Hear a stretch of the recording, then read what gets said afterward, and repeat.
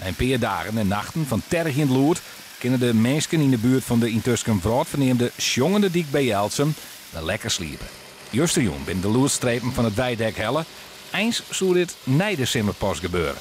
Maar omwenners hier een zoveel last van het lawaai dat ze er net van sliepen konden. Nou jongens, maar hoe of je nou slipt? Ik heb vannacht eindelijk wel eens even goed slipt. Heerlijk. Ik ben mooi van de morgen mooi op tijd opstaan. En nou, ik ben echt weer uitrust. Heerlijk. Een heel verschil. Ja, heel verschil, ja. Maar ook daar is het ook wel fijn, hè? Dat we dat gezemel hebben aan de kop. De kakken van niet van al die herrie. En dat wie altijd was, ja. Jansma blijft nog wel met een dubbel gevoel zitten. Dat ik het schande vind dat er zoveel geld voortgang is. Door onder andere toedoen van mij. En wat ik schande vind is dat mensen mij nou, een gewoon mensen mij vergelijken met, nou ja, Surpiet en Sylvana, noem maar op. Iedere zonde. Maar dank aan een paar klagende Sylvana's. Nou ja, goed.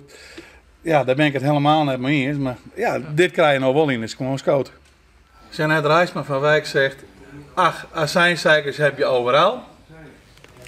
Ik wil graag weer mijn achterhuis waarom, dat is nou lukt. En ja, die 80.000, dat is jammer. Daar kunnen we niks van veroordelen. Dat is nog een keer samen in zitten. Dan krijg ik even beter om nadenken, maar waar lezen we dat? Want het idee, zeg ik nog steeds, vind ik hartstikke leuk. Dus niks niet surpiet. Gewoon sliepen, je hebt gewoon bij de eerste levensbehoeften. Punt.